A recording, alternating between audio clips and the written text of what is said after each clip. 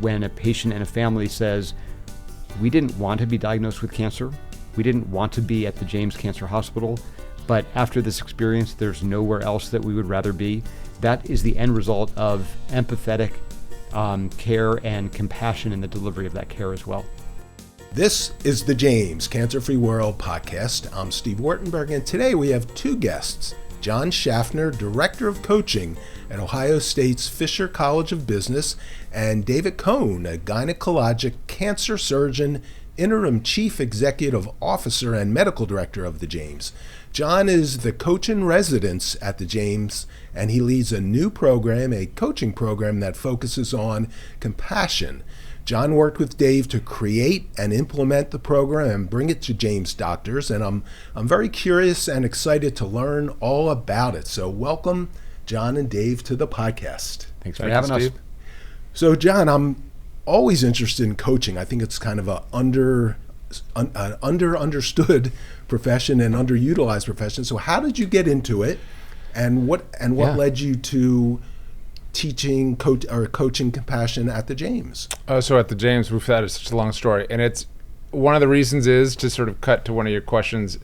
It's not as it's becoming much more ubiquitous than it ever has, especially in this space.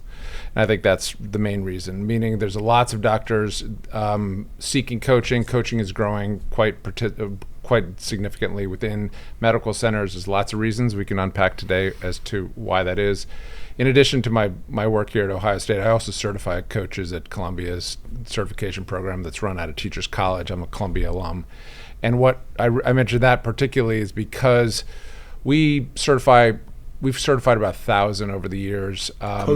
Coaches, yes, and true certified executive coaches who can go out and hang a shingle or claim to be, certified coaches.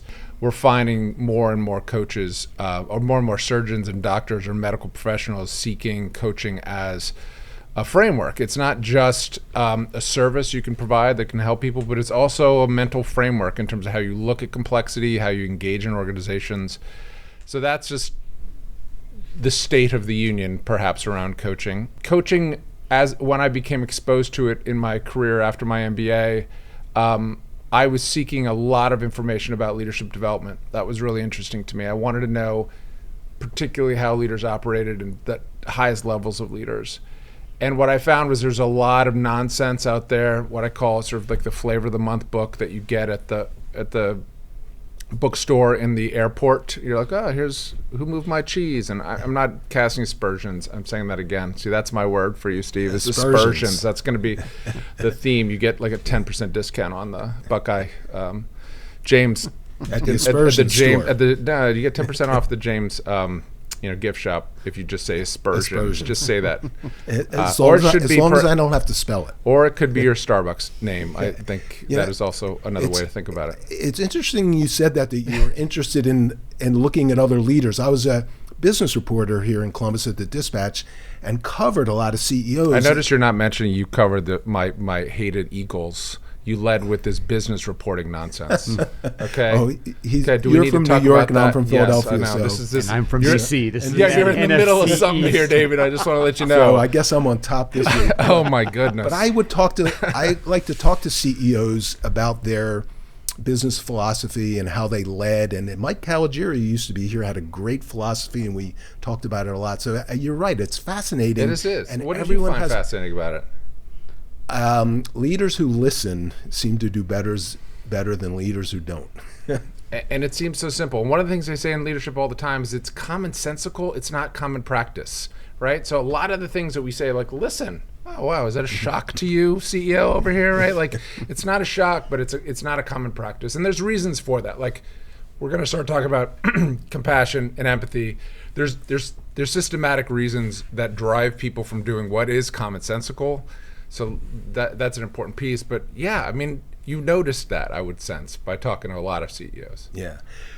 Now, Dave, how did you meet John and get this idea that I should bring him over and create this program?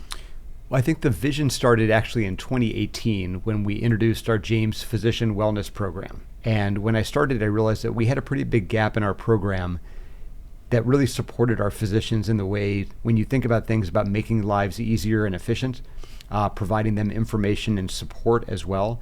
And through the process of planning the program, we realized that one of the topics that was most interesting to our physicians was that of executive coaching. And we realized that we had a huge opportunity to actually invest in creating a program. There were a few programs that existed at this point in time that really focused on physician well-being through coaching. As the literature continued to increase, we realized that there was this opportunity to create something. I reached out to the dean of the Fisher College of Business, who connected me with John, and through that process began envisioning what a program could look like, what are the foundational components to it, and recognize that the initiation would be someone who would lead the program. How it connected into the world of empathy and compassion was quite fascinating, is that the data about how we as physicians can be most effective in taking care of our patients and their families is by having an understanding about being compassionate in our care and being empathetic in our interactions with all of the individuals. And it's not just patients and families, but it's our faculty and our staff as well. So it's the whole ecosystem, I think, that's focusing in an area where we could improve the ability to deliver care. And the last thing I'll say about that is that while our physicians are exceptional at the James, this is not something where I went into it to say, we have a major problem, we need to fix it, and we're going to fix it with coaching and empathy and compassion. But rather it is, how can we support people so that they are absolutely at the maximum capacity and make their lives easier so that they can flourish. I think that's a really important word I learned from John. My argument with David, and he was totally cool about this from the get-go, was like, I don't think you can build something without someone there to help you build it. I was like, I want to swim in the water. I want to be in that space.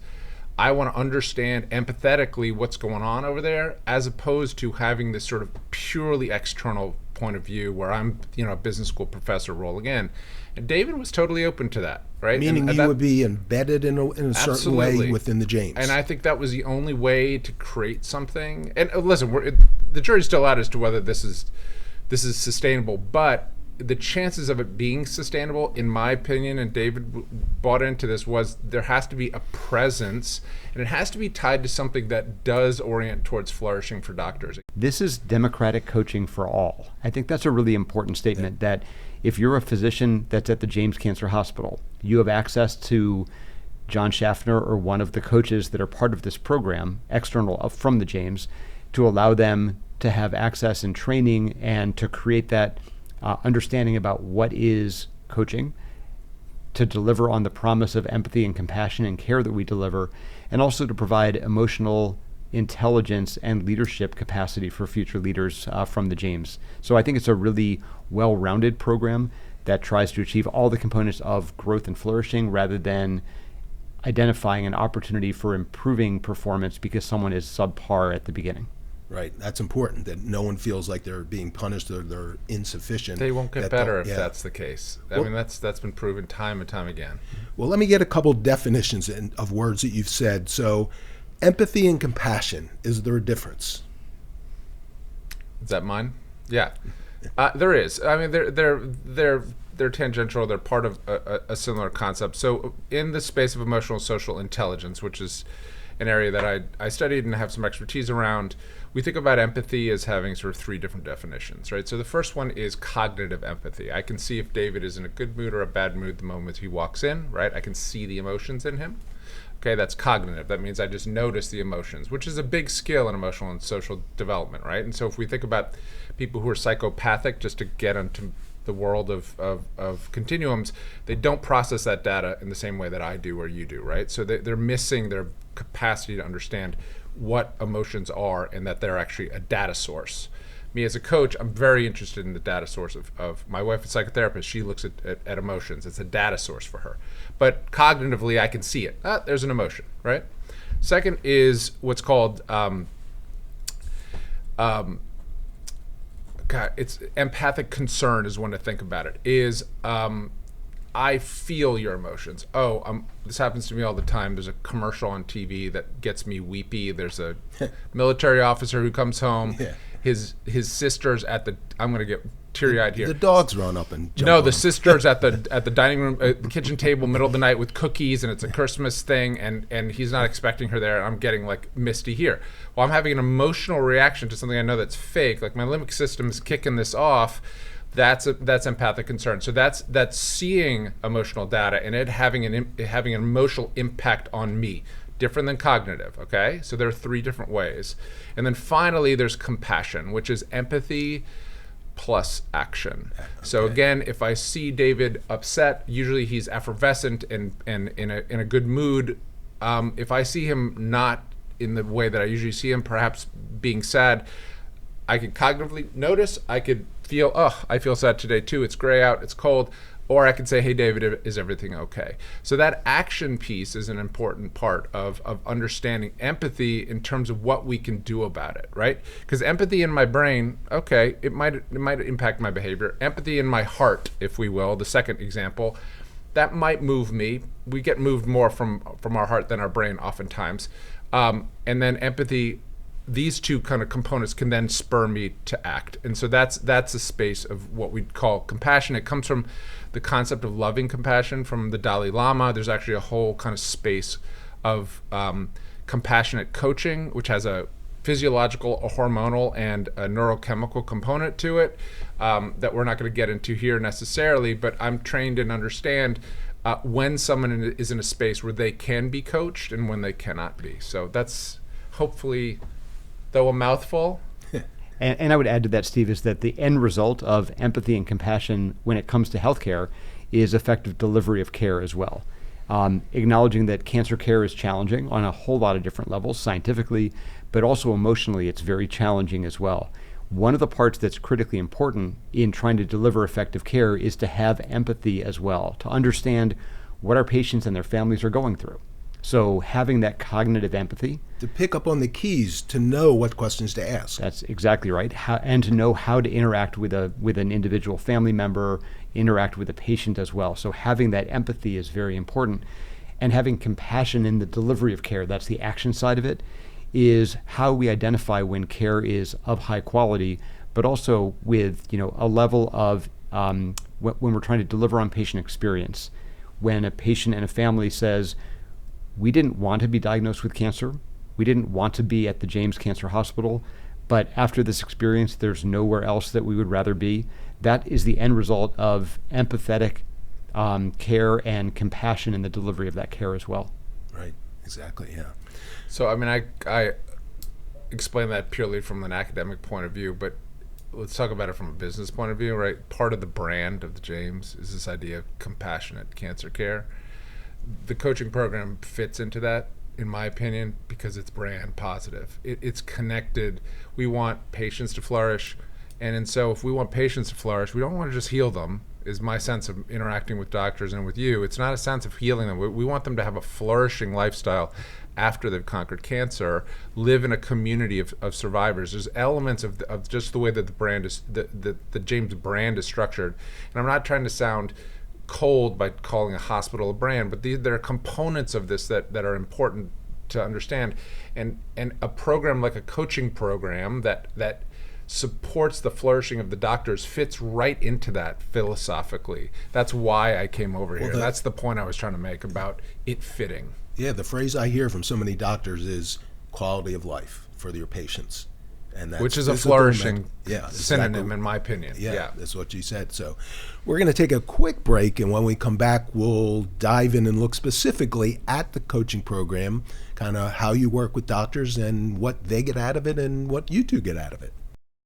The best outcomes for treating cancer come from early detection and early diagnosis. The James Cancer Diagnostic Center at Ohio State is designed to provide rapid evaluation and a clear diagnosis.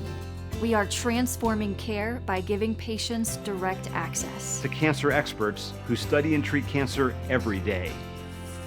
If you think you have cancer, the choice is clear. Choose the James Cancer Diagnostic Center. We're back with John and Dave, and let's kind of learn about and dive into the actual coaching program. So John, it's pretty new, so give us a sense of who you're working with and how you work with them and your method. Sure. So first and foremost, it's designed for all 240 attendings, 240 plus. Where are we at right now? Just about That's that. a decent, good. So that means I take what I call a vending machine approach to coaching. If a doctor needs a coach, they should be able to put a quarter in and get a can of coach out as soon as possible. How do we make that happen quickly and easily, right?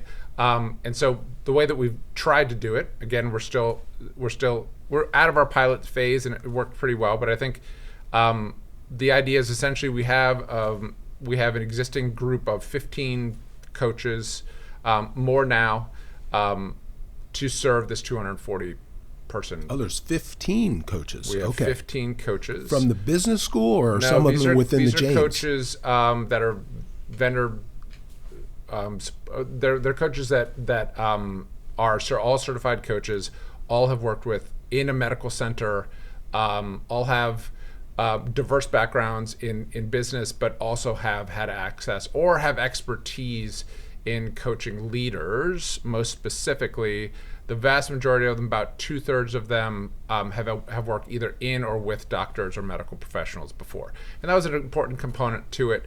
Not 100% necessary. Coaches can coach anybody, but oftentimes having some empathy and some understanding of the world or the waters that doctors swim in, especially in a major medical center, I think can help them more so. And I'd say that the really strong piece of this is that amongst the 15 or so coaches, they all have a bio that as a physician, I can look at the bio, identify a couple coaches, and then through the program, work through interviewing those individuals to see where the match is, because not every coach is for every individual trainee, basically. You've got to find what feels right, what looks right. And from that standpoint, having the ability to find a diverse cadre of coaches and then to select them in a way that's most effective, I think is a really important component of this coaching program. It was probably one of the easiest sells that I've seen because it's really what the individual physicians wanted. And so once this is broadcast out, a couple things happened. Number one, we heard that this was an incredible asset that the James is providing, which is great and validating and not unexpected. We also heard, I don't have time enough to do this. Yeah. And I thought that was one of the most fascinating responses that I got, because one of the things that coaching can do is to help in understanding about, how to create time for oneself, how to be as effective as possible. And so I think for those individuals that said, I have no time to do this, those are individuals that probably would benefit enormously from coaching as well. So we worked individually with them to figure out, can we gain access to time to allow that coaching to happen as well? And then we did it through our leadership team. We've got a lot of physician leaders, and ensuring that they communicate out to their faculty that this coaching program existed and encouraging their physicians to be here. What my goal in this program is to ensure that all of our physicians at some level access the program. That's a level of success I think we can achieve. We're not doing our job if there are individuals that want to be coached that do not access the program, or individuals that don't believe that they need coaching or could benefit from it. Because my personal belief, I think John feels this to be true as well, is that everybody can benefit from coaching at some point in time in their career. Financially, this is something which is being generously funded by philanthropy, but this allows us to create the structure that the individual that's being coached has to commit to at least 5 sessions with opportunity for more if it's something which they deem beneficial. Doctors have access to what we call coaching catalog, which is 15 sort of profiles. And then they go, I want to do what's called a fit interview. So it's all driven by the coach, right? By the physician. So I want to speak with Steve, I want to speak with Dave. You have a fit interview. You're playing the role of coaches right now. You don't have to pick someone, you get to interview them. You get to pick. It's a very important fit. Yeah. And so I'm coaching 5 presently. And so, but they didn't just say, I want to pick the coach in residence. They had to talk to somebody else, because somebody else might be a much better link to that physician based on the topic they're bringing to it, right? We can talk about what topics are emerging right now. That's an important point, is like being able, first of all, their commitment to it is going to be greatly heightened by the fact that they're making their own decision about it, right? That they're seeing a connection there. The other idea about like everybody needing coaching, I think at some point in time it is nothing but beneficial, and I can wax poetic on the reasons around that, but it takes a ton of work. So I understand when doctors can't do it, right? I understand when they don't have the time for it presently. The five clients I'm working with right now, they do the work, man. Physicians are some of the best coaching clients. And now I'm talking from a coach perspective. I love working with physicians. They're smart, they're ambitious, they understand flourishing, they've got very rich topics that need to be unpacked, and they do the work. That's the most critical part of it, is they do the work. Who are you? What are your core values? What do you want? Which is a wicked hard question for a lot of people. And then how do you live in accordance with that? Who are you? What are your core values? This is an ancient religious concept of like, know thyself, and then live in accordance with thyself, and then you can kind of create a happy life. And these are the sort of topics and frameworks we're talking about. Not everybody's ready to have that conversation, right? Not everybody has the bandwidth to sort of unpack that or see its utility, and that's okay. Now, without divulging too much of what people have told you, can you give us a sense of some of the issues the five doctors you've talked to have brought up and how you deal with them? I mean, in one more overarching one, and I'm sure David can add to it too, because I'm sure part of the reason why we need coaching, or that feedback was coming your way, was partially topical. But one of them is, I'm a leader now, and I don't know how to do it. I've never been taught. It doesn't exist. It's not embedded in the medical school, right? There's enough. Science is what they learn, and practitioner skill sets. They don't learn leadership that much, right? When we talk about coaching, I like to talk about it within the framework of a little a, like a lowercase a, and a capital A. Lowercase a is a little agenda item. I have to have this conversation with this person this afternoon about her not getting the job, and I don't know what to do. Okay, that's a little a. It's going to come and go. It's probably a little bit acute. Big A agenda items are, I don't know what I want to be when I grow up. Being somewhat joking around, but like, I don't know who I am as a leader. I haven't even thought about my leadership style. I don't understand what levers I'm supposed to pull as a leader. What is that all about? Or I don't even know what I want to be, in 10 years or those sort of things. So both are totally relevant for the coaching conversation. It's driven by the client, whoever the doctor in this case is the client. What do they want to talk about that day? What is the most important part of their day? What's on their mind is the first question I always ask them. What's on your mind today? So if I'm understanding this correctly, the coaching, when we talk about compassion coaching, it's for yourself, for the people you work with, that helps you bring that to your patients in the best way so they can have the best outcomes. I think that's a great way to think about the continuum. Coaching of an individual person will lead to the ability to deliver care on the back end as well, but do it in a way that doesn't allow the individual to burn out and to not have a flourishing and successful career in the end. I think that's a great, paradigm to think about where coaching fits in. Well, let's talk a little about empathy and compassion that doctors will deal with their patients and the patients' families. Is that something that doctors talk to you about, that they, maybe even more so early in their career, they struggle with it as they learn and see this on a repeated basis? How does that come up? What I would say is that, having empathy, meaning the ability to read, the situation, and then compassion, the action that John talked about, is important in care delivery. There's no doubt about it. I think that there's a bit of a continuum, however, is that to be able to deliver the highest quality of care, you have to ensure that not everything becomes internalized. When you internalize all of the experiences that patients and families are going through, it can definitely be overwhelming. But having a structure and I would say the ability to understand how to deliver the care in a way that maintains the ability to be empathetic and compassionate is kind of the key deliverable here. Early in careers, I think that many physicians will experience the fact that they just get overwhelmed with their personal emotions when an outcome is not optimal, whether that's a patient that ends up succumbing to cancer or a complication in the operating room. These are things that are really hard to manage. And so having a structure and understanding, and I think the mental paradigms to be able to manage what is expected and normal in the care of a patient, in being a physician, I think is something that's very helpful in the long run for patients, for physicians. And from that standpoint, that's one of the big values of a coaching program. What do you hear from, John, what do you hear from the doctors that you're coaching about that? Is that something they talk about or have issues with? So, particularly to this idea of sort of handling the emotional strain of being a doctor, that's sort of how I'm hearing this.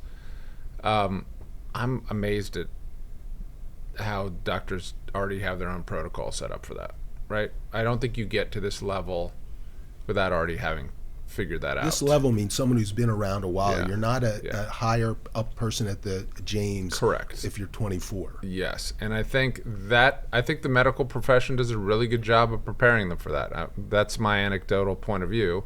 So that's a big nod to the medical profession. Like this idea of understanding that they're doing God's work, or that they're doing work that has such an important impact on people, is a demonstration of, I think it's very hard to get into this world without empathy and compassion, right? And a big part of coaching, just to sort of bore you some more here, is in terms of building self-efficacy. And that this idea of self-efficacy is just defined as my ability to know that I can do something. And I would think that a lot of doctors know that they can do the medical stuff really well. They've been deeply conditioned and trained to do so. The people, the team, the leader, the system, the managing self, the medical records, those things I think are a challenge. It's interesting because when I first heard about this, and you, Dave, put it forth as a compassion training, I thought that would be mostly between the doctors and their patients, but it's so much more. And it seems like doctors through experience have learned that part with their patients pretty well. They may need help, but it's leadership, it's interaction with colleagues, it's dealing with paperwork, it's time management, it's everything that makes life difficult. You can think about this almost, Steve, that there's a process and there's an outcome. In your mind, you said that the outcome is compassion when it is about the delivery of care for patients. Yeah. That's a true statement. But the process on the front end about how to get there, if you don't do the work that John just described, or that you just mentioned as well, you can't actually take care of compassionate and empathetic care. And that's how that relationship is critically important.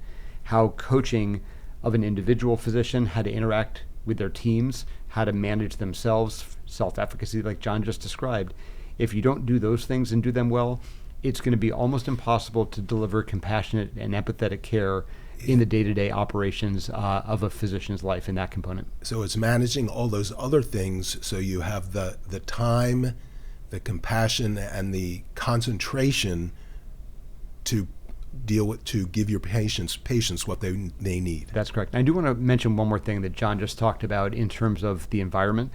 And when we think about physician well-being, I think one of the big parts that used to be an issue is that well-being is an individual attribute that someone needs to work on so that they are well. But I think the important point is that there's a lot of environmental factors within the system which makes it challenging to be well. And John mentioned the medical record. So the electronic medical record and the time spent on indirect patient care has been enormous. The administrative challenges and hurdles, whether that includes insurance, is a very big hurdle. It's not direct patient care, but it takes away from our ability to do things when it comes to that direct patient care. So there's a big commitment across the medical center to reduce those administrative burdens, the non-direct patient care components, and to work on the personal side as well that ultimately are going to translate to improved patient care on the back end. People can come in with a problem, okay? Our job as a coach is to start to shepherd them from that to thinking about it as a challenge. Because all of a sudden, if you think about this relationship I have with my chair, I don't have a problem with my chair, but just say I did. I'm just using that as boss example, right? So I'm having a hard time with my boss. He hates me. That's problem thinking. Challenge thinking is, all right, what do I need to do to figure out this boss better? What's his or her motivation? How do I start to kind of think of this as a challenge? All of a sudden, you are hormonally, physiologically, and neurochemically invoking much more of yourself. okay? Meaning your capacity to think, and we turn on when challenges emerge, okay? And then the ultimate level where I'm trying to take them to is opportunity. And opportunity is spaces of growth. And so cognitively, and as we learn, and a big part of sort of our, I would argue, our goal as humans is to grow, and a coach plays that role in trying to help a client, in this case, move from that problem thinking whilst like respecting it. Like, some people need to talk about their problems. Some people need to unpack it. Some people need to, but that is not a robust space to be in. That does not create momentum. That creates apathy. That's a bad space. So as a coach, we have to mindfully respect the problem that it comes to us with, move them into challenge thinking. What can you do about it? What do you think's going on here? Maybe a little bit of teaching, and then how do we move that into an opportunity space? And that is the progression that all of us do as coaches, or at least we endeavor to. So Dave, the program's up and running, and you've talked to some of your doctors who've been involved in it with coaching. What do you think they're getting out of it? How has it helped? Yeah, I think that the coaching program has been a really big success in its pilot phase, and now working into the larger implementation across the medical staff at the James. What I'm seeing is that, number one, it is kind of scratching the itch for the coaching of physicians that they were asking for. But I think even more importantly, it's working on those outcomes that we talked about: empathy, compassion, identifying self-efficacy as well, and figuring out how to work into a really complex environment that healthcare is today, but also working on how an individual physician can maximize their capacity professionally, but also personally as well. I think that's one of the biggest assets. Our medical staff has been very pleased with the opportunities that they've been provided. This is something which I think is ultimately going to help not just our physicians, but most importantly, our patients and their families as well, that turn to us and trust us with their healthcare needs. It sounds like this is part of the wellness program, which we've talked about. And wellness is huge, and the more you can involve people in, and the better people, the more well they can be, it always leads back to the patients. Yeah, I think that if someone's unable to take care of themselves and maximize their ability to do the work that they do, then it's going to be nearly impossible to deliver that care down the line as well. So John, you've now worked with 5 doctors. You've helped them think about things and learn things. What have you learned? Potentially. I get to go home and say I help doctors, and I'd like to know who gets to say that, right? So I don't know a lot of people who can go and say that, right? And my coaches, I get emails from them constantly about just wowing about how lovely their clients are and how happy they are that I have allowed them to have such great clients. And that is a huge part of it, because this is a two-way street. We get from coaching, we don't just give in coaching, we get a lot from it. So those are some of the things that I'm getting from it. To be more specific about your question, like what have I learned? Well, part of my role here is also to build research around this. I'm also a management scientist, and part of our responsibility around this donation is to consider research avenues around this. And I have grandiose ideas, David knows these, about creating sort of a paradigm of what medical coaches can look like in the future, because I think we're just figuring that out. So that's a big part of this sort of piece that I'm gnawing on, is like, what is this going to lead to? How are we going to build a bigger, better $6 million man, I'm dating myself, kind of coach that understands the complexity of this space? Wow, and this is a clinical trial that you're building. This is really what I'm thinking about. I mean, listen, I can bore you in terms of talking about how does this start to embed into medical schools, right? And how do we start to think about these sort of things? And you know, for years, there's been a lot of people, I have a lot of physicians who go get their MBA over at Fisher. So I built a relationship with several, and that has actually probably smoothed some of my transition over here. But there has been this demand for these skills, and all of a sudden I get to do that, right? I get to actually functionally do it in a way that I'm embedded, in a way that I'm allowed access to David, allowed to start thinking about these things. That is worth its weight in gold for me, as a researcher, as a coach, as someone who wants to build organizational flourishing, which is ultimately kind of what I think my ultimate passion is. And I would add to that, John, is that it's not just the dyadic coaching between a physician and a coach. It's also that we've got fireside chats at the James where we'll get a group of physicians and scientists to talk about challenges they've had in their personal, professional lives as well. John is going to be a panelist, I believe, I run it on Thursday. John's going to run the program on Thursday. Or MC it, I guess. I don't know.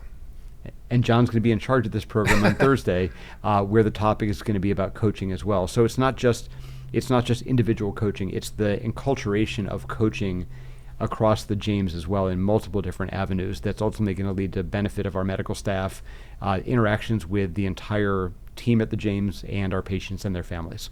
Wow, so this is a great example of a leadership in you identifying a problem, finding a solution, and then finding an expert to handle that solution. We're excited to see what the ultimate outcome is going to be, but I think I appreciate that perspective, and that's why we did this. It's just critically important for the future of the organization.